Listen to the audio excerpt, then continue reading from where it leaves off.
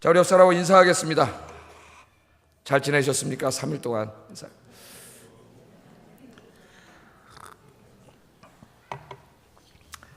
잘 지내셨어요? 예. 이 딱 섰을 때 이 목사 신이 딱 나가지고 설교를 해야 되는데 서자마자 힘이 팍 세가지고 그냥 자, 오늘도 하나님 힘 주실 줄로 믿습니다. 자, 오늘은 하나님 없이 행복할 수 있는 길이 있는가? 그런 주제로 말씀을 전하겠습니다.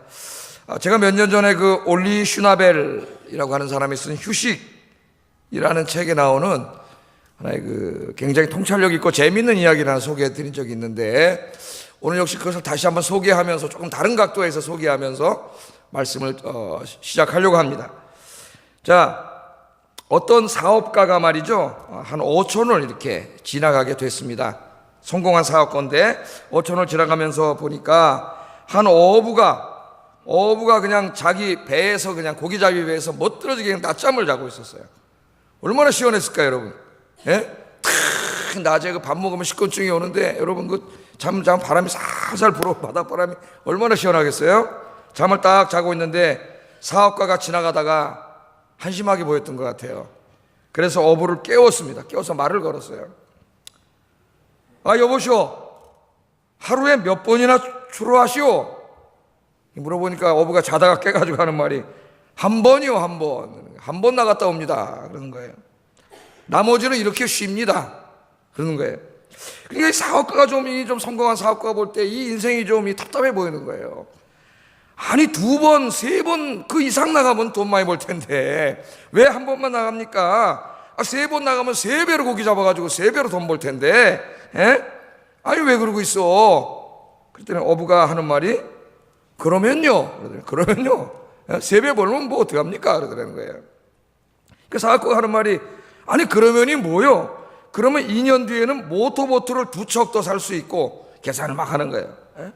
3, 4년 뒤에는 2, 3척의 보트로 훨씬 더 많은 고기를 잡을 수 있지 않소? 그럼 작은 냉동 창고에 훈제 생선 공장, 커다란 생선 처리 공장까지 지을 수 있고, 잘만 하면 헬리콥터 타고 날아다니면서 물고기 떼 위치가 어디 있나 이거 다 어선에 미리 알려주는 엄청난 기업가가 될 수도 있는데, 아니, 한 번 나가고 잠이나 자고 있어. 어부가 하는 말이 그 다음에는요? 그러더래요. 그런 다음에 뭐 어떻게 하자는 거예요? 그러더라는 거예요. 그 사업가가 하는 말이 아니, 그런 다음에는 여기 항구에 이렇게 나같이 편안하게 앉아서 햇살 아래 달콤한 낮잠을 즐기는 거예요. 멋진 바다를 감상하면서. 얼마나 멋있어. 그랬더니 어부가 하는 말이 여보시오, 내가 지금 그렇게 하고 있지 않소? 내가 지금 그렇게 하고 있지 않소? 게으른 삶을 살라고 이야기로 소개한 것이 아닙니다. 인생의 목표가 돈 많이 벌어서 바닷가에 별장 지어놓고 바닷바람 쐬면서 잠자는 것이라면은 이 어부와 다를 것이 하나도 없습니다. 그 어리석은 사람이에요. 어부가 훨씬 지혜로운 사람이에요. 그 별장에서 집 잘 지어놓고 바닷바람도 안 들어오는데 문 닫아놓고 자는 것보다요, 배에서 이렇게 우통 벗고 자는 게 훨씬 시원해요. 훨씬 건강해졌고, 그 돈 많이 벌어가지고 그 성공해가지고 사업에서 그 화려한 별장 지어놓고 거기 가서 그 바람 쐬면서 멋진 바다 바라보면서 사는 게 인생의 목적이라면 어부만도 못한 사람입니다. 어리석은 사람이에요. 어리석은 사람. 제가 지금 주제를 이렇게 던졌습니다. 하나님 없이 행복할 수 있는 길이 있는가? 그렇게 해서 돈 많이 벌고 그렇게 사는 것이 과연 행복한 삶인가? 제가 여러분에게 물어보고 있는 겁니다. 오늘 이 어리석은 사업가의 이야기를 통해서 우리가 무엇을 인생의 목적으로 삼고 살아야 하는가 하는 것을 또 오늘 역시 전도서를 통해서 말씀을 증거하려고 합니다. 오늘 솔로몬을 통해서 그러한 삶을 다 살아봤던 솔로몬의 이야기를 한번 우리가 들어볼 필요가 있어요. 하나님께서 솔로몬을 통해서 이야기하시는 거예요.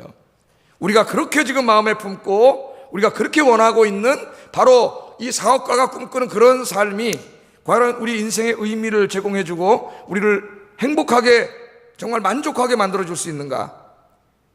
그걸 다 누려봤던 오늘 이 솔로몬 얘기를 한번 들어보겠습니다. 오늘은 그 솔로몬이 뭐라 그래요?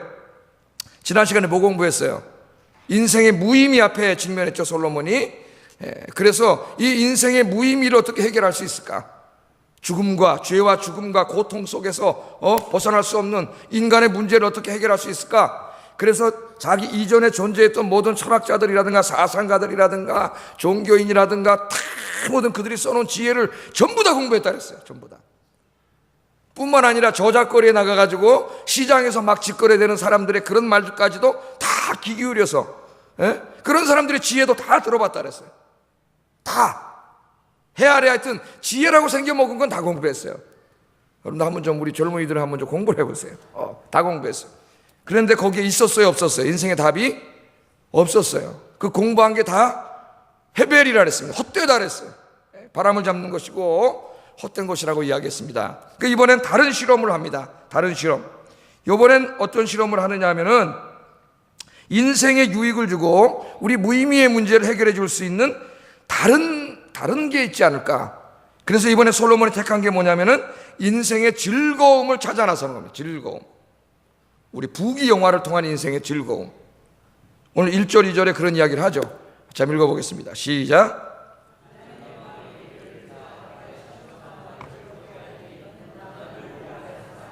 보라, 이것도 헛되도다. 내가 웃음에 관하여 말하여 이르기를 그것은 미친 짓이라 하였고 희락에 대하여 이르기를 이것이 무슨 소용이 있는가 하였노라. 아멘. 자, 솔로몬은 인생의 즐거움을 추구하기로 결심했습니다. 여러분, 즐거움을 추구하는 것 좋은 거예요, 나쁜 거예요? 여러분, 그리스도인들은 즐겁게 살아야 됩니까? 아니면 인상 팍 쓰고 막 이 세상의 고민은 다 짊어진 막 그런 표정을 해가지고 어깨를 쫙 늘어뜨리고 이렇게 살아야 돼요. 어떻게 살아야 하나님 영광 돌릴 것 같아요? 즐겁게 살아야 되잖아요. 즐거움을 추구하는 것은 나쁜 건 아닌 거예요. 오늘 이 전도서 문맥 안에서 보더라도 인생의 즐거움은 하나님의 선물이라 그랬습니다. 오늘 이 설교의 마지막 부분인 26절 한번 읽어보겠습니다. 26절 다음 주에 살펴볼 거지만 미리 한번 결론을 읽어보겠어요. 시작. 지혜와 지식과 뭘 줘요? 희락이 뭐예요? 즐거움이죠. 기쁨. 하나님이 기뻐하시는 사람의 인생에는 하나님이 희락을 주세요. 즐거움을 주세요. 그리고 제가 신약 설교할 때 늘 이야기하죠. 성령이 우리 안에 들어오시면 뭘 준다 그랬어요? 기쁨을 준다 그랬잖아요. 근데 그 기쁨은 이 땅에 속한 게 아니라 하늘의 기쁨을 준다 그랬죠. 그게 다른 거죠. 하늘의 기쁨을 주어서 예수를 잘 믿는 사람은 인생이 즐겁습니다. 이 교회 바깥에 이 해 아래 있는 것들 때문에 즐거운 게 아니라 주님 때문에 즐거워요. 여러분, 그리스도인들은 즐거워야 돼요. 기뻐야 돼요. 그게 얼굴에 어떻게 해요? 나타나고 삶에 나타나야 돼요. 그래서 이 즐거움은 성령의 열매 중에 하나입니다. 성령의 열매가, 성령이 들어오면 열매를 맺는데 그 성령의 열매 9가지 양상 중에 하나가 뭐냐? 희락이에요. 희락. 기쁨이에요. 기쁨. 즐거움. 여러분 즐거우세요? 예수 믿는 게 즐거우세요? 교회 오는 게 즐거우세요? 이 은혜 받은 사람은 얼굴에 항상 웃음이 넘쳐요. 그래서 제가 이렇게 다른 거 있을 때 보면 한 권사님은 머리 염색을 안 하세요. 이분은 별명이 할렐루야 권사님이에요. 저쪽도 보면 자목사님 할렐루야 할렐루야 기분이 너무 좋아요.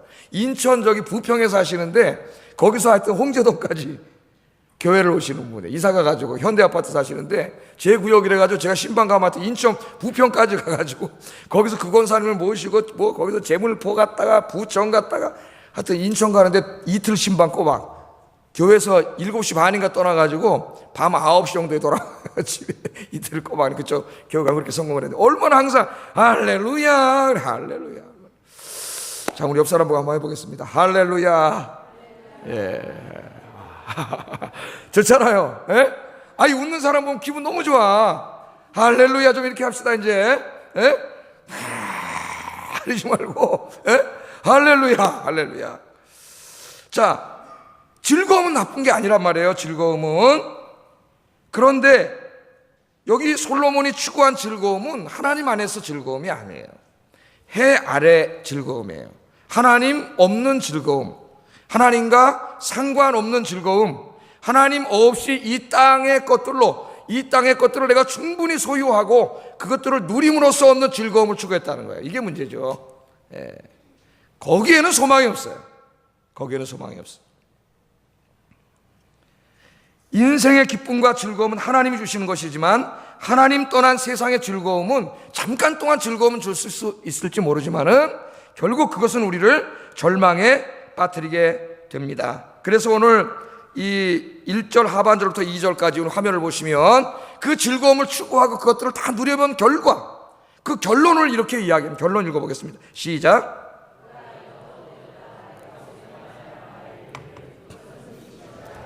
희락에 대해 이르기를 이것이 무슨 소용이 있는가 하였노라.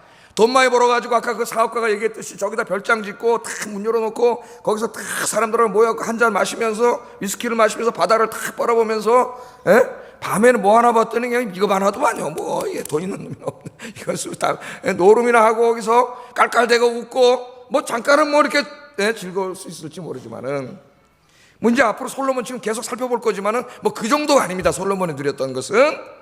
그거 다 해봤더니 뭐라 그래요? 뭐라 그랬어요 오늘? 미친 짓이다. 미친 짓.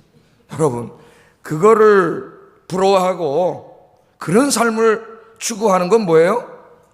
미친 짓이다. 미친 짓. 내가 인생에 돈 많이 벌어가지고, 어떤 가수는 그렇게 개고생했더만 돈 많이 벌어가지고 다 많이 벌었답니다. 이제는 안 번대요. 이제는 벌어놓은 거 다 쓰다 죽겠답니다. 그냥 즐기면서 쓰다 죽겠대요. 멋있는 인생인 것 같아요?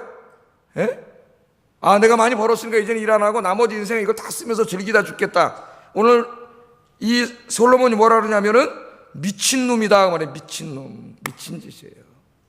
하나님이 없으면 뭐 그렇게 살다 없어질 거니까, 하나님이 없으면 뭐 그게 그냥 났을지 몰라요.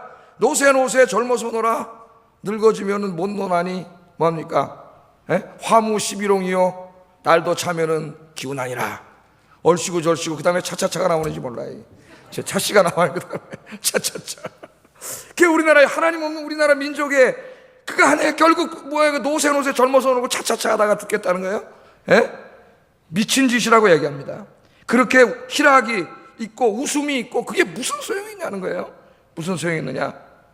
그렇게 솔로몬이 이야기합니다. 그럼 한번 보겠습니다. 도대체 솔로몬이 뭘 얼마나 누렸길래 다 누리고 이런 얘기를 하는지 한번 보세요. 자, 해 아래서 솔로몬이 추구한 게 뭐냐? 큰 사업을 했다랍니다. 큰 사업. 우리나라에서 제일 큰 사업하는 분이 누구예요? 저기 삼성 사장님하고 또 현대 자동차 사장님하고. 난 잘 몰랐는데 세계의 6대 자동차 회사, 지금 세계 자동차 회사를 석권하고 있는 6대 자동차 회사의 하나가 현대 기아더라고요. 나는 우리나라 현대 기아 자동차 옛날 생각만 하고 한참 미친 줄 알았어요. 그랬더니 그게 아닌 거 있죠. 그래서 경제서적도 계속 읽어야 돼요, 목사가. 옛날 생각하면 안 되겠더라고요.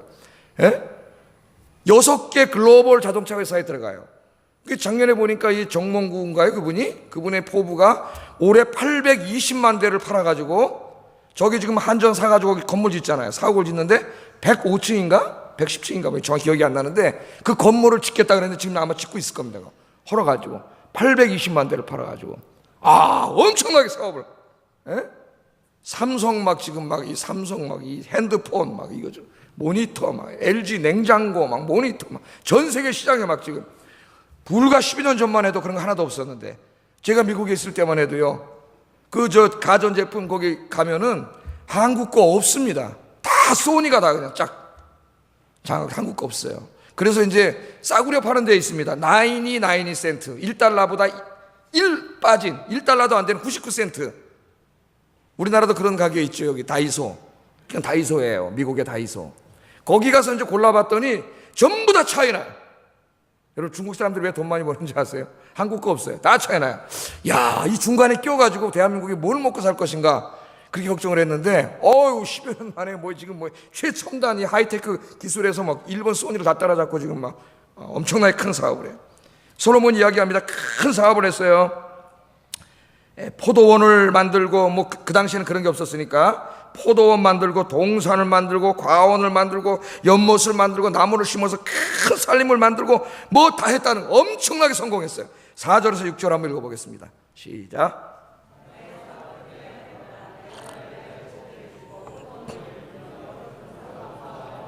그 가운데 각종 과목을 심었으며 나를 위하여 수목을 기르는 살림에 물을 주기 위하여 못들을 팠으며, 그렇게 이야기합니다. 여기 특별히 5절에 보면은 동산을 만들었다는데, 동산. 이 동산은 히브리 말로 파리데스라고 하는 말이에요. 파리데스. 이 파리데스라고 하는 말을 번역한 건데 헬라어 성경에는 파라데이소스라는 말로 썼습니다. 파라데이소스. 이 말이 이제 우리말로 번역될 때는 낙원으로 번역됐어요. 낙원. 네가 나와 함께 낙원에 있으리라. 그럴 때 바로 그 낙원으로 번역이 됐고, 여기에서 영어 파라다이스가 나왔습니다. 파라다이스를 알잖아요. 세상 사람 파라다이스를 이룬다니. 파라다이스. 뭘로? 과학의 발전과 경제 성장을 통해서 이 대한민국을 파라다이스로 내가 만들겠습니다. 그러면 대통령 되는 거예요. 우리 서울을 내가 이렇게 해가지고 세계에서 제일 가는 파라다이스로 만들겠습니다. 만들기 뭐 만드는지 아직 모르겠지만은 정치인들이 나와서 그렇게 하잖아요. 파라다이스에 파라다이스. 그러니까 즉 뭘로 만들라 그런 거예요? 성경에 나오는 에덴 동산을 만든 거예요. 에덴 동산. 솔로몬이 젊었을 때 교만해져 가지고 내가 한번 창세기에 나오는 하나님이 만드셨던 에덴 동산을 만들어 버리라. 그래. 중세에는요, 우리 교황들이 교만해져 가지고 이 예루살렘 성전을 자기가 지으려고 했어요. 그래서 성당을 그렇게 화려하게 지은 거예요. 어마어마하게 화려하게 성당을 짓고, 그 식스투스 6세는 그 건물 안에다 천장에다는 미켈란젤로 잡아다 놓고 4년 동안 거꾸로 매달아 놓고 뭐 그리겠어요. 천지창조를 쫙 그리게, 벽에다는 최후의 만찬을 그리게 하고, 옛날에 교회 성당 이 건물 벽은 전부 그림이 그려져 있죠. 미술화가 이걸 이제 프레스코화라 그래요. 프레스코화. 미술 그림을 쫙 이렇게 성경을 주제로 해가지고 그림을 그려서 자기의 예배당을 뭘로 만들려고? 예루살렘 성전으로. 와, 천국으로 만들려고 해요. 천국으로. 어리석은 짓이죠. 어리석은 짓이에요. 그렇게 만들려고 했어요. 목사도 교황도 욕심을 가지고. 이 솔로몬이 하나님의 에덴 동산을 자기가 만들어 본 거예요. 거기다가 다 만들었습니다. 인간은 지금도 끊임없이 과학기술의 발전과 경제성장을 통하여 이 땅에 파라다이스를 만들려고 꿈꾸고 있습니다. 아까 그 회장님도 820만 대 팔아가지고 자기 왕국 105층짜리 다 지어놓고 몇 층에서 근무하실지는 나도 모르겠는데, 아유, 그 105층 다 한번 들어가는 볼까요? 자기 집에 다 지어놓고 살려야 했단 말이에요. 그래서 이 경제적인 풍요에 기초한 이 파라다이스를 만들었습니다. 인간이. 특별히 북유럽 국가들, 제가 오늘 이제 북유럽 국가들에 대해서 좀 이야기를 하려고 하는데, 이들의 삶을 잠시 후에 좀 살펴볼 겁니다. 또한 솔로몬은 이 사업에 성공했을 뿐만 아니라 그 결과로 거대한 부를 축적했습니다. 돈을 버는 거죠. 돈을 많이 벌었어요. 많은 고가 사치품들을 수입하고 사들였습니다. 노래하는 남녀들과 처첩들을 많이 뒀습니다. 무엇이든지 눈에 보이는 것을 금하지 않았다고 이야기합니다. 인생을 즐겁게 할 수 있는 모든 일을 전부 다 시험해봤다 그래요. 자기가. 그렇게 한번 해보고 싶으세요? 해보고 싶으세요? 그럴 시간에 주의 일 하다가 주님 나라 가시기 바랍니다. 솔로몬이 다 후회하는 인생에 나중에. 7절 8절 한번 읽어보겠습니다. 시작.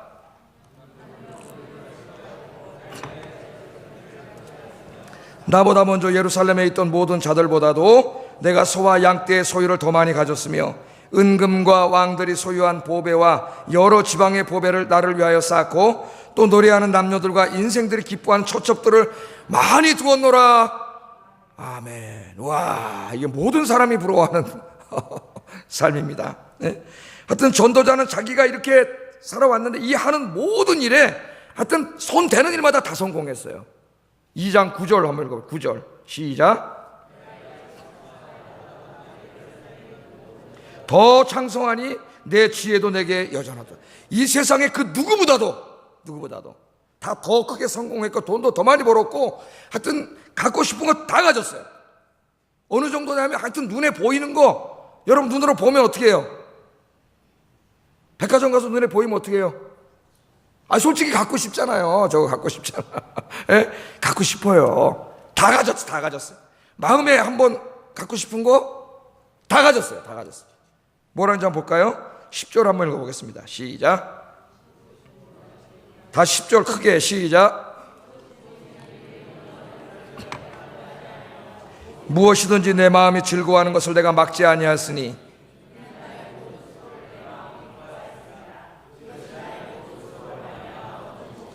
와, 대단하지 않습니까? 눈이 원하는 것을 금하지 아니하였고 마음이 즐거워하는 것을 막지 아니하였어요.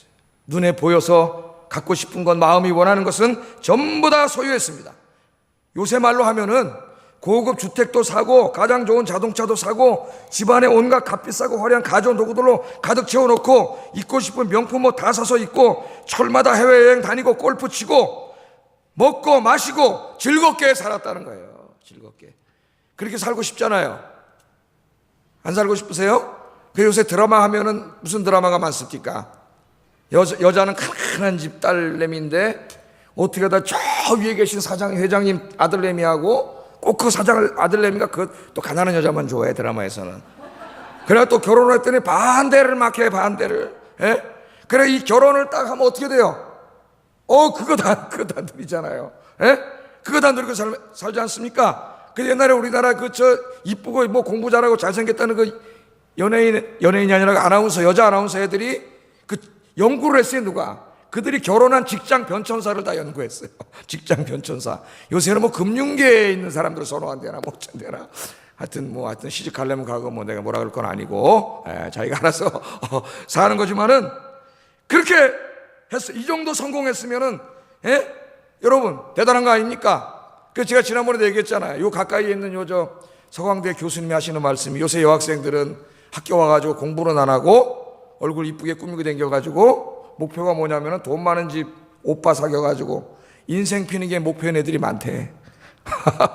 그래서 애들이 어떻게 그 모양이냐. 그 교수님이 그런 스피를 썼어요. 그 문제 돌아가셨지만은 여러분 이 정도 성공했으면은 그 다음에 어떤 말이 나올 거라고 기대하세요? 이렇게 다 누렸는데. 그래서 나는 너무 행복합니다. 내 삶은 행복과 만족과 의미로 가득 차 있습니다. 이 말이 나와야 되는데, 그죠? 이거 다 노렸으면 우리 그럴 것 같잖아요. 너무 행복할 것 같잖아요. 예?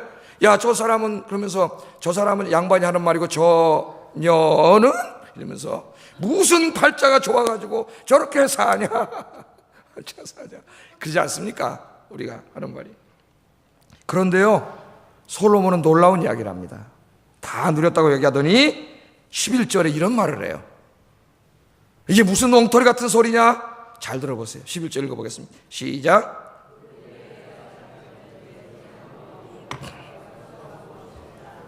바람을 잡는 것이며 해 아래서 무익한 것이로다. 아멘. 이 모든 인간적인 성취가 자신의 인생에 무슨 유익을 주었는가? 돌이켜봤다는 겁니다. 생각해봤다는 거예요. 여기에 어떤 인생의 의미가 있는가? 우리의 기대와는 다르게 솔로몬은 이 모든 것이 헛된 일이요, 바람을 잡는 일이었으며 자기에게 아무 유익이 없는 일이었다고 이야기합니다. 그렇게 살지 말라는 거예요. 우리에게. 놀랍지 않습니까, 여러분? 우리는 지금 이 시간에도 솔로몬의 삶의 목표를 따라 살고 있는지도 모릅니다. 아니, 솔로몬의 100분의 1만 있어도 좋겠다. 아니, 100분의 1이 아니라 1000분의 1만 있어도 좋겠다. 그러면 행복할 텐데, 그럼 내 인생이 행복감과 만족감으로 가득 차고 의미 있는 인생이 될 텐데, 여러분 그렇게 생각하고 있지는 않습니까? 오늘 솔로몬은 그 삶이 뭐라고요? 헛된 삶이라래요. 무익한 삶이고 바람을 잡는 것과 같은 그런 인생이라고 이야기합니다. 물론 전도자 솔로몬도 순간순간 어느 정도의 즐거움은 얻었을 거예요. 그렇죠? 부어라 마셔라 먹고 막 그냥 여자가 1000명이고 즐거웠겠죠. 순간순간은. 그러나 그 즐거움은 순간적입니다. 순간적. 영원하지 못합니다. 길이에 있어서는 죽음으로 끝나고 깊이에 있어서는 인생의 깊은 곳을 만족시키지 못합니다. 저는 술을 마셔보진 않았지만 20살 때 잠깐 방황하면서 술을 마셔서 새벽까지 친구들하고 마셔보고 2차까지 가서 마셔보고 취해가지고 취하니까 진짜 땅이 일어나더라고요. 난 땅이 사람들이 왜 자빠지느냐 그 이해를 못했는데 그때 이해를 하게 됐어요. 땅이 자꾸 나를 향해 일어나더라고요. 예. 움직이지 못하겠어요. 진짜로. 그래 돌아오잖아요. 왜 2차를 가는지 아세요? 그리고 친구들하고 헤어져 오는 그 마음이 너무 허전해요. 그냥 갈 수가 없어. 너무 공허해가지고 야, 또 만나서 한 잔 더 하자 이렇게 공허해서 가지 못해요. 만나서 얘기할 땐 즐거운데 그 다음에 이 인생의 깊이에서 몰려오는 엄청난 공허감을 극복할 수가 없어요. 그런 즐거움은요, 우리의 인생의 깊은 문제를 터치하지 못합니다. 여러분 쇼핑 가서 막 이것저것 막 사고 비싼 거 못 사도 그 텔레비전 틀어놓고 어느 날 중독이 돼가지고 이것저것 막 사보세요. 산 다음에 기쁨이 있나요? 거기에 순간적으로 어이구 좋다. 금방 없어져. 예? 금방 없어져. 우리 인생에 그 인생이 공허하고 허무하기 때문에 그런 짓을 하는 거예요. 정말 삶의 의미를 찾지 못했기 때문에 그렇게 하는 거예요, 여러분. 이 솔로몬은 즐거움을 실험한 결과 헤베림을 선포함으로써 부와 권력의 획득을 인생의 최우선에 두고 사는 삶의 어리석음을 경고하고 있습니다. 그 끝은 헤벨입니다. 헤벨. 이제 늙어서 하나님 앞에 가야 되는데 하나님 앞에 아무것도 한 게 없어요. 인생을 다 이렇게 낭비했어요. 너무 허망해요. 너무 허망해. 이거 어떻게 갈까요? 하나님 앞에 갈 수 있을지도 몰라요, 자기가. 그래서 자기 젊은 사람들에게 이렇게 살지 말라고 이야기한다 그랬죠, 지금. 이런 걸 추구하지 말라고, 이런 걸 인생의 목표로 삼지 말라고, 자기처럼 불행한 인생을 살지 말라고. 솔로몬은 불행한 사람이에요, 여러분. 그 젊음을 다 그렇게 낭비해버렸잖아요. 하나님의 일을 하라고 하나님이 주신 부와 권력과 그것들을 하나님 위해 쓰지 못하고 그렇게 낭비해버린 사람이에요. 그래서 솔로몬 죽은 다음에 나라가 갈라졌어요. 나라가 갈라졌어요. 그 죄 때문에, 솔로몬의 죄 때문에 나라가 갈라졌어요. 여러분, 그 어리석음을 경고하면서 그 끝이 헤벨이라고 이야기합니다. 그것들은 안개요 신기루입니다.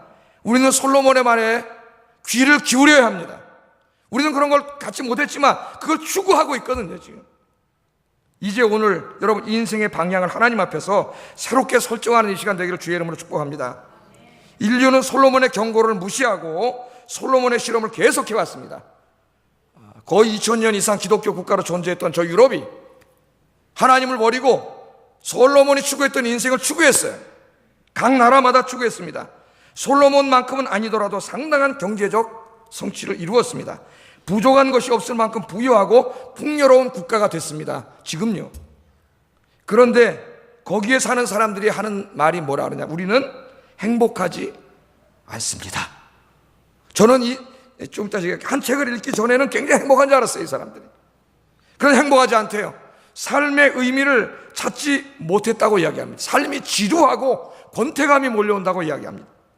풍요로움 속에서 이 사람들은 삶이 지루해지기 때문에, 삶의 의미를 상실했기 때문에 우울증에 시달리고 있고 자살률이 점점 올라가고 있습니다. 이상하죠? 자살률이 올라가요. 노르웨이 국립대학 사회인류학 교수인 토마스 휠란 에릭센이라고 하는 교수가 있습니다. 이 사람이 쓴 책이 최근에 번역됐는데, 만약 우리가 천국에서 산다면 행복할 수 있을까? 책 그림도 한번 보여주세요. 이렇게 생겨먹은 책이에요. 책이 이뻐요. 제가 전도서를 강의하고 있는데 지지난주인가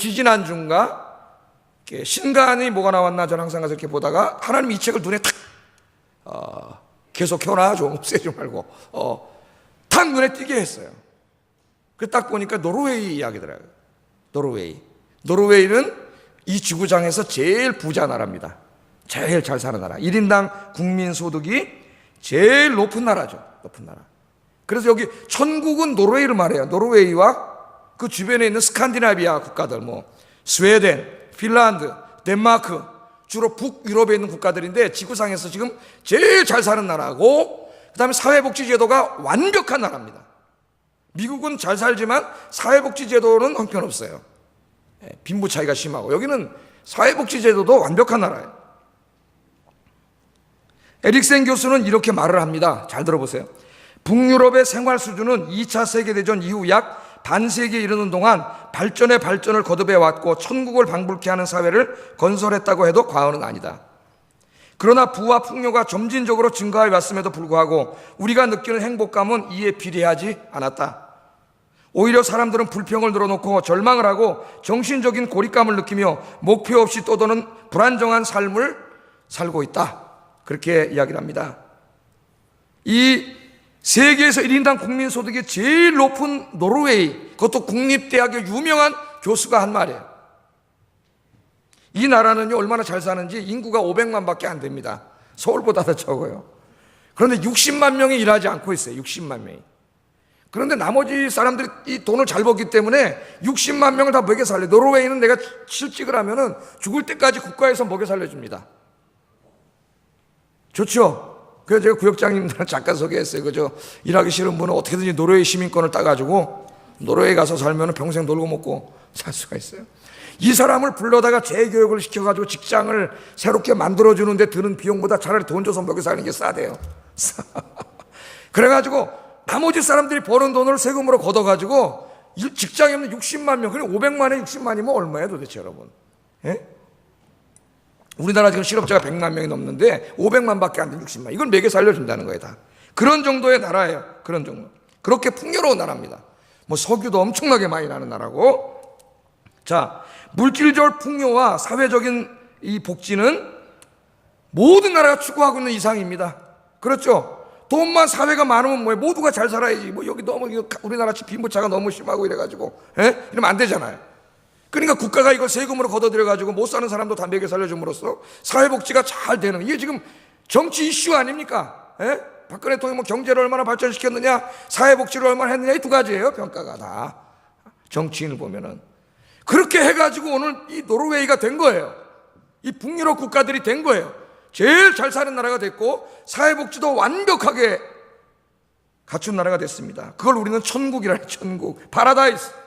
그런 나라를 이루면 행복할 거라고 떠들어댑니다. 교수들도 떠들어대고 정치인들도 떠들어대요. 이 두 마리 토끼만 잡으면 우린 다 인생의 목표를 이루었다, 그렇게 이야기합니다. 그런데 정작 이미 이 두 가지 토끼를 다 잡은 노르웨이를 비롯한 북유럽 국가의 사람들은 행복하지 않습니다. 삶의 만족감도 현저하게 떨어집니다. 우울증과 자살률이 점점 높아집니다. 연구 결과에 의하면 멕시코나 베트남 등지에 사는 사람들은 상대적으로 훨씬 이들보다 빈곤한 삶을 살고 있지만 삶에 대한 만족도는 이들과 비슷하게 나와요. 주관적인 만족도. 놀랍지 않습니까? 제일 가난한 나라 사람들. 세계에서 제일 못 사는 나라가 이 방글라데시, 그 중에 하나가 방글라데시입니다. 방글라데시예요. 그러나 삶의 만족도를 묻는 연구 결과에 의하면은 방글라데시의 삶의 만족도는 세계 상위권에 랭크됩니다. 상위권. 이상하죠. 사람들이 연구해요. 계속 지금 무엇이 인간을 행복하게 만드는가를 끊임없이 연구하면서 다 경제적인 면이라든가 뭐 종교적인 면이라든가 다 연구해요. 가족과 친척의 삶의 유대의 문제라든가 다 연구하고 있어요. 뭐가 정말 인간에게 행복을 주는가? 답은 다 다양해요. 답은. 예? 여러분, 우리는 알고 있잖아요. 어떻게 하면 행복해져요? 예수님 잘 믿으면 행복이 되는 줄로 믿습니다. 예수님 잘 믿으면, 그냥 교회 다니는 게 아니고 예수님 제대로 믿으면 행복하게 되는 줄로 믿습니다. 예. 자, 방글라데시 사람들은 경제적인 면에서는 가난하지만 물질 때문에 불행하지 않다 그래요. 이 사람들은 풍요로운 서구인들보다도 주관적인 행복감은 훨씬 높습니다. 어떻게 이런 일이 벌어지는가? 이 방글라데시 사람들은 가난하지만 빈부격차가 없다릅니다. 빈부격차. 대가족이 모여 사는데 보통 3대, 4대, 우리나라 옛날처럼 대가족이 모여 살아요. 가족 간의 유대관계가 굉장히 좋습니다. 요즘 우리나라는 핵가족화가 돼가지고 마치 시어머니 모시고 사는 사람은 성녀야, 성녀. 어떻게 보면 당연한 일인데 무슨 굉장히 노벨 평화상을 줘야 될 사람처럼 드라마나 맨날 이런 데서 떠들어대요. 인생에 문제가 생겼을 때 우리는 혼자입니다. 그러나 그들은 함께 의논할 가족이 있어요. 형제가 있고 부모님이 있고 함께 살기 때문에. 그래서 외롭고 우울하지 않습니다. 자살하지 않아요. 그래서 대부분이 종교 생활을 합니다. 독재 정치가 없습니다. 이렇게 여러 가지 여건들을 통해서 이들은 돈 많은 사람들보다 훨씬 만족하고 산다는 거예요. 이 사회과학자들이 연구한 결과예요. 결과. 여러분, 무엇을 말하고 있습니까? 무엇을? 물질적 풍요가 우리의 행복의 절대적인 조건이 아니라는 것을 많은 지표가, 연구 결과가 보여주고 있습니다. 우리의 행복과 의미 있는 삶에 돈보다 더 중요한 게 있다는 거예요. 돈보다. 그걸 다 가진 사람은 행복하지 않은데, 우울증 걸리고 자살하는데 아무것도 없는 사람 행복하게 사는 거예요. 그럼 우리는 그게 있으면 행복할 줄 알고, 지금도 그렇지 않습니까? 예? 그런데 아니에요. 아니에요. 스칸디나비아 국가들은 부유하고 세계에서 가장 잘 사는 나라들이고 복지제도도 너무 잘 되어 있습니다. 그들의 삶을 한번 엿볼까요? 다 고급 주택에서 삽니다. 자동차 다 좋은 거 탑니다. 집에 들어가 보면 온갖 고급 전자제품들로 가득 차 있습니다. 음식 고급 음식들로 먹습니다. 1년에 몇 주일씩 다 해외여행 다닙니다. 노르웨이 사람들. 다 해외여행 다닙니다. 좋은 교육을 받습니다. 시간도 많습니다. 건강하게 오래 삽니다. 값비싸고 화려한 옷을 입습니다. 무엇 하나 부족한 것이 없습니다. 그러므로 행복할 줄 알잖아. 야, 천국이다. 그런데 에릭센 교수는 그렇지 않다 그래요.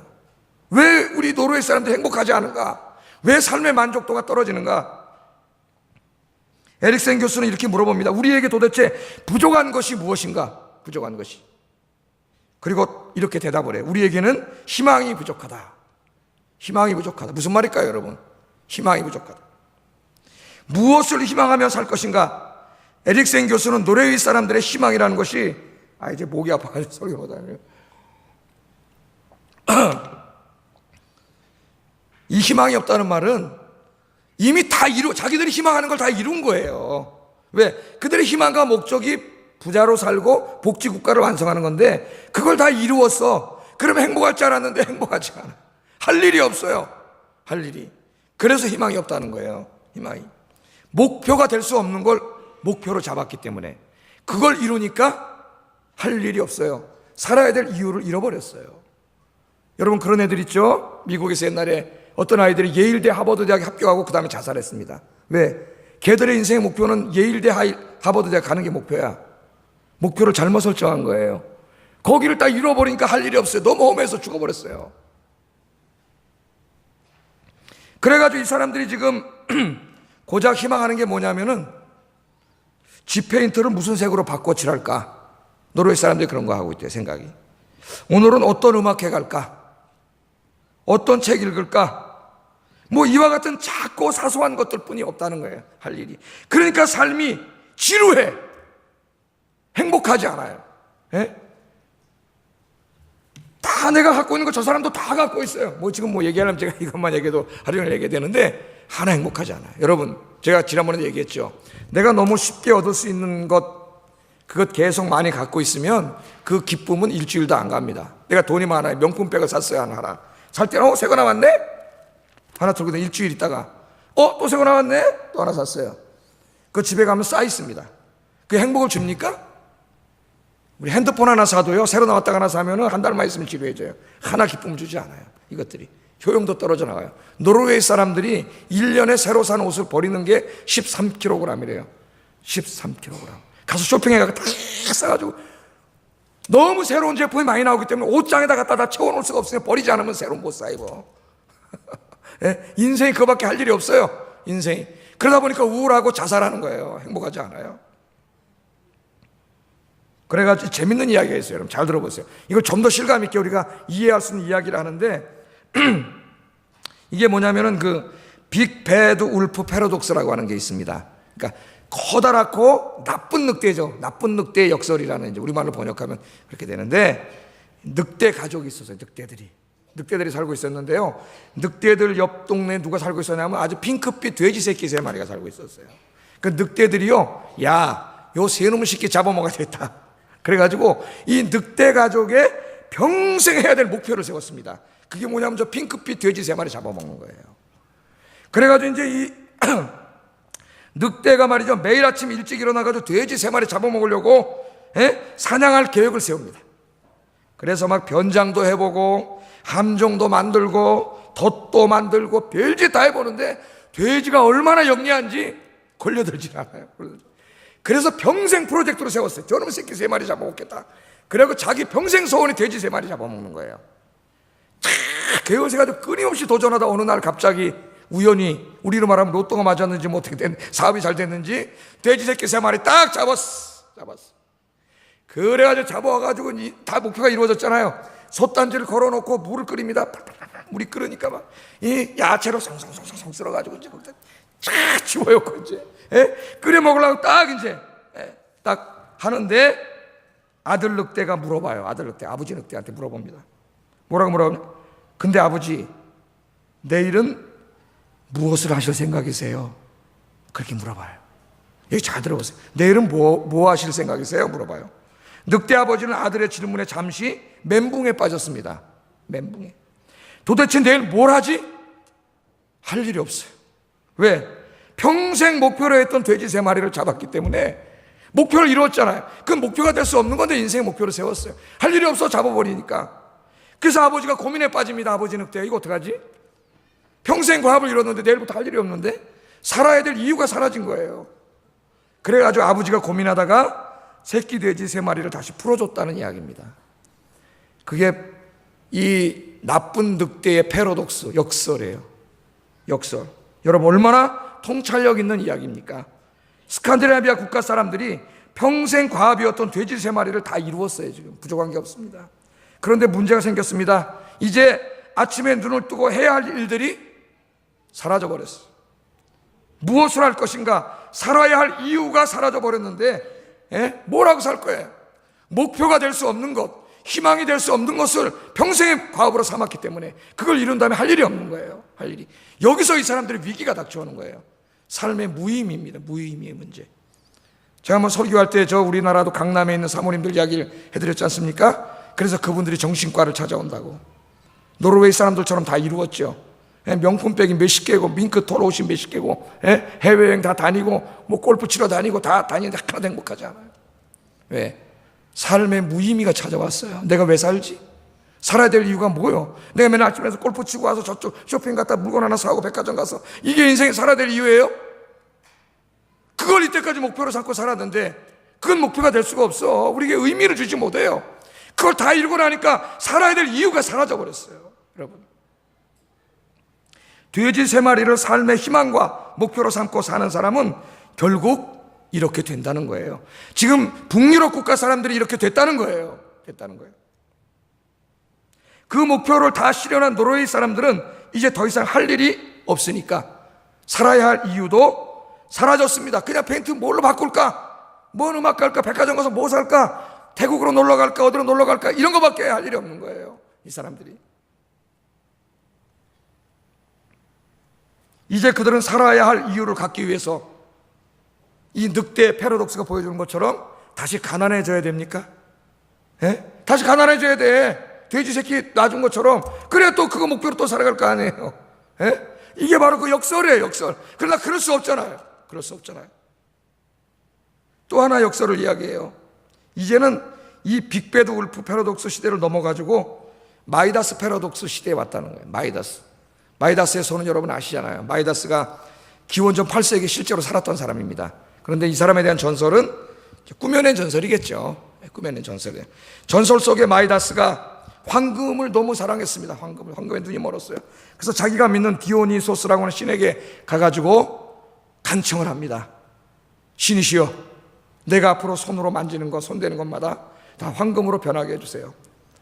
자기가 원하는 게 뭔지도 모르고 그렇게 이야기했습니다. 그래서 신이 그래, 좋아, 허락해 줬어요. 그 다음부터 왔습니다. 그 다음에 손이 어떻게 해요? 황금 드릴게 가져가세요. 황금. 다 황금으로 변해요. 처음엔 너무 기뻤습니다. 완전히 다 급 떨어져. 야, 배고파, 밥을 먹어야지. 닭 먹으려니까 뭐로 변해? 황금. 물 마셔야지. 딱 황금이에요. 밥도 황금으로 변했습니다. 사랑하는 딸이 아빠 그러고 옵니다. 내 딸 딱 만졌는데 뭘로 변해요? 황금으로 변해버렸어요. 딸도. 여기서 이제 마이다스는 깨닫게 됩니다. 모든 것이 황금이 되면 자기는 거기서 살 수 없다는 걸 깨닫게 됐어요. 그래서 다시 신에게 찾아갑니다. 모든 걸 원상태로 돌려주세요. 그랬더니 불쌍해서 원상태로 돌려줬어요. 그랬더니 이제는 황금 바라보고 살지 않고 저 시골에 가가지고요, 시골에 가서 조그만 집에서 피리 불면서 살았다는 이야기예요. 오늘날 이 유럽인들이 여기서 배워야 된다는 거예요. 결코 우리의 목표가 될 수 없는 것을 목표로 삼고 달려간 그들에게서, 여러분, 그들의 이야기를 우리는 귀 기울여 들어야 합니다. 지금도 한강 다리 건너서 저쪽에 있는 그분들의 고민을 책으로 써놓은 이야기들을 읽어야 돼요. 에릭센 교수는 이런 결론을 내립니다. 결론. 이 책이 중요하기 때문에 제가 소개해드리는 거예요. 경제적으로 부유한 나라는 행복하다고 단순하게 말할 수 없습니다. 그곳에는 삶이 지루하다 못해 지루해 못 견디는 사람도 있고, 따라서 우울증과 자살 충동도 시간이 지남에 따라 더 커지고 있습니다. 사랑의 반대말은 증오가 아니라 무관심이듯이 행복의 반대말은 불행이 아니라 지루함입니다. 삶의 의미를 잃어버린 거예요. 우리는 가난한 나라에서보다 부유한 나라에서 자살률이 높다는 사실을 눈여겨보아야 한다는 겁니다. 여러분, 자살 어디서 많이 하는지 아세요? 잘 사는 나라 사람들이 많아요. 우리나라 가난할 때 자살률 높지 않았습니다. OECD 국가 10위권 뭐 이렇게 얘기해. 자살률 세계 1위가 됐어요, 여러분. 그걸 우리가 알아야 돼요. 천국은 경제적 풍요와 완전한 복지를 이룬 나라예요. 천국은 지루합니다. 지루합니다. 물질적 풍요만으로는 우리에게 행복과 만족을 줄 수 없습니다. 우리에게는 무엇인가 가슴 뛰는 일, 이제부터 들어보세요. 그게 인생의 목적이 돼서는 안 된다는 거예요. 우리에게는 뭔가 가슴 뛰는 일, 도전적인 일을 통해 삶의 성취감을 느끼는 것이 더 중요합니다. 그런 일이 있어야 여러분, 우리가 행복감이 늘어난다는 거예요. 그런 일이. 이제 우리는 부유함과 복지가 아니라 환경 문제라든지 국제 빈곤 퇴치 운동과 같은 의미 있는 일을 해야 합니다. 그 사람이 하는 말이에요.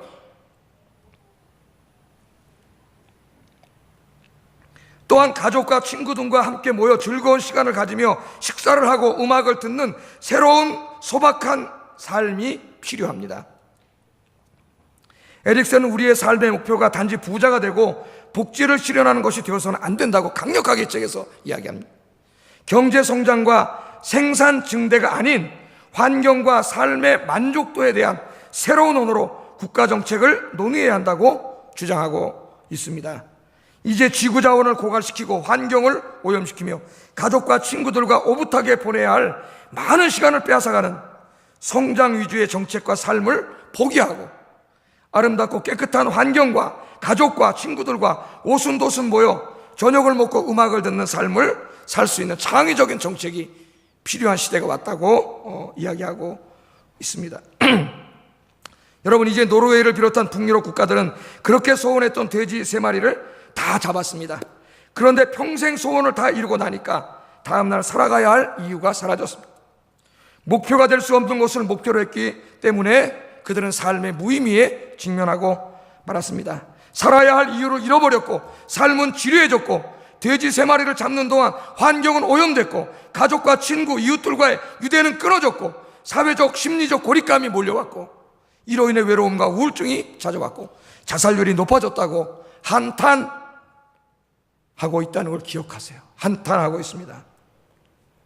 물질적 풍요가 삶의 행복감과 만족감을 증대시키지 못했고 의미 있는 삶을 창출하지 못했다면 이제 우리에게 질문이 옵니다. 우리는 무엇을 위하여 살아야 할 것인가? 무엇을 소망하며 살아야 할 것인가? 여러분 자신에게 물어보세요. 우리는 솔로몬의 경고를 무시한 채 물질적 풍요를 목표로 달려갔던 사람들, 경제적 풍요가 완성되면 천국이 이루어질 줄로 착각했던 사람들이 그 모든 것을 다 이룬 지금 삶의 위기에 처해 있다는 것을 우리는 명심해야 합니다. 잘못된 것을 목표로 삼으면 그런 인생은 그렇게 됩니다. 강 건너에 돈 많은 사람들처럼 그런 인생이 되고 맙니다. 자, 이제 여러분 오늘 물어봅시다. 내가 여러분에게 묻겠습니다. 여러분의 인생의 목적은 뭡니까? 목적은 있습니까? 인생의 목적은 뭐세요? 여러분들이 내일 아침에 눈을 뜨고 여러분이 살아 있어야 할 이유는 뭡니까? 여러분의 삶의 의미는 뭡니까? 여러분에게 진정으로 삶의 행복감과 만족감을 줄 수 있는 것은 여러분 무엇입니까? 혹시 여러분 돼지 3마리를 평생의 목표로 삼고 있지는 않습니까? 혹시 만지는 것마다 다 황금으로 변하는 것을 목표로 삼지 않습니까? 그래서 하나님 옆에 가서 하나님 아버지 내가 손대는 것마다 다 잘되게 해주세요. 황금으로 변하게 해주세요. 그런 기도 맨날 드리고 있지 않습니까? 나는 돼지 3마리가 없고 황금이 없어서 불행하다고 생각하고 있지는 않습니까? 이것들만 있으면 내가 행복할 텐데 그렇게 하나님 앞에 떼쓰고 있지는 않습니까? 오늘 우리가 말씀을 통해 솔로몬과 에릭슨의 경고의 귀를 기울여야 하겠습니다. 오늘 이 시간에 우리의 인생의 목표를 바로 잡아봅시다. 누가 행복한가? 누가 행복한가?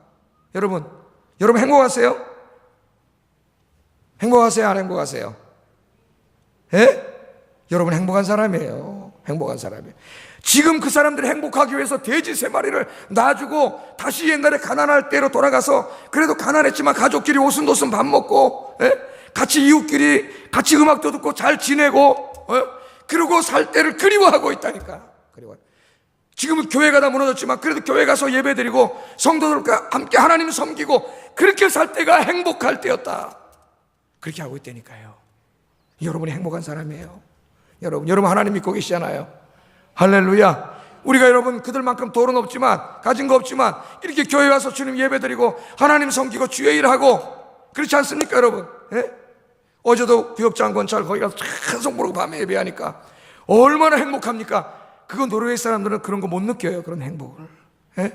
너무나 행복하잖아요. 주님 안에서 교회 와서 봉사하고 봉사하면서 친한 사람들끼리 유대관계를 맺고 깔깔대고 웃으면서 서로 격려하면서 지내는 것이 얼마나 행복인지 아세요?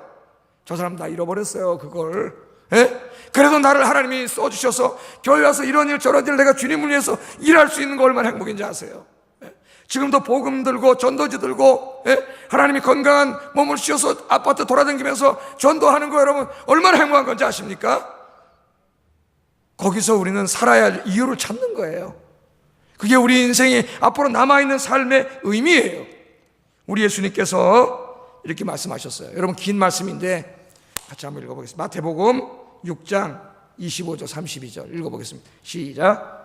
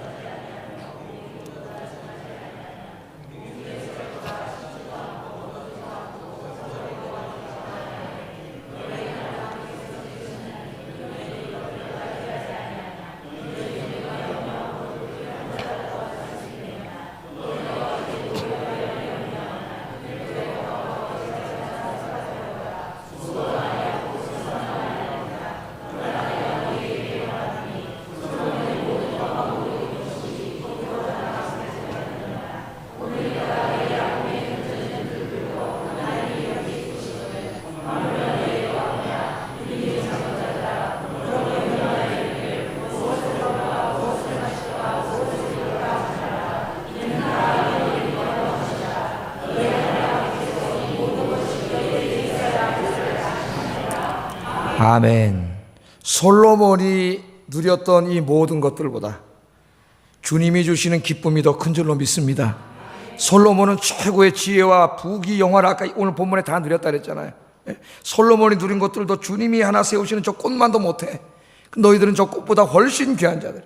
먹고 살고 이런 문제, 우리가 이상으로 삼고 있는 저 부유함과 저 사회복지와 무슨 이런 것들은 여러분 필요하면 하나님이 어떻게 한다고요? 하늘에 계신 너희 아버지가 다 주시느니라.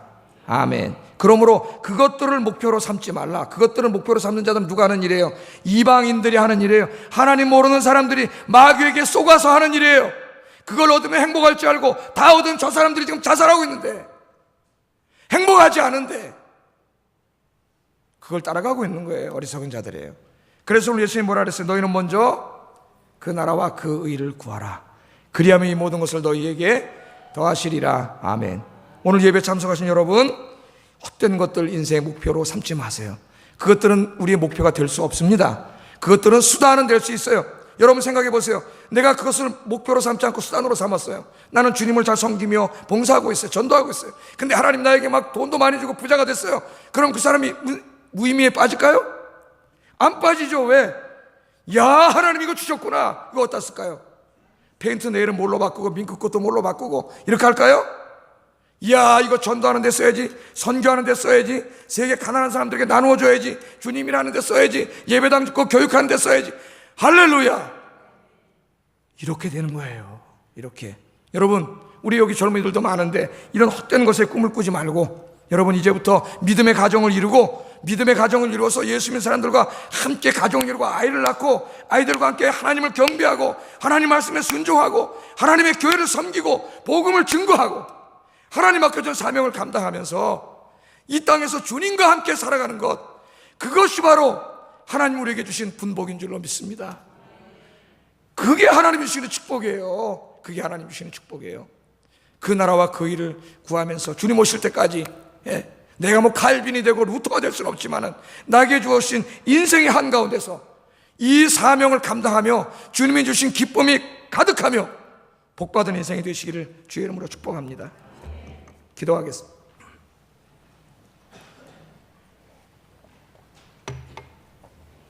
설교의 결론을 내리고 기도하겠습니다. 오늘 설교의 주제이자 질문, 하나님 없이 행복할 수 있는 길이 있는가? 답은 없습니다. 없어요. 하나님 떠나면 마귀에게 끌려다니고 불행한 인생을 살게 됩니다. 물질적 풍요가 인생의 목적이 될 수 있는가? 물질적 풍요가 삶의 의미와 만족을 줄 수 있는가? 없습니다. 속지 마세요. 그러면 우리는 무엇을 위해 살아야 하는가? 온 가족이 하나님을 경외하며 하나님께서 부탁하신 사명, 즉 교회를 섬기고 세상을 구원하는 사명을 잘 감당하며 이웃들과 평화롭게 사는 그러한 삶이 되게 하여 주시옵소서. 그것이 우리가 살아야 될 이유가 되게 해주시고 내 남은 삶의 의미가 되게 하여 주시옵소서. 기도하겠습니다.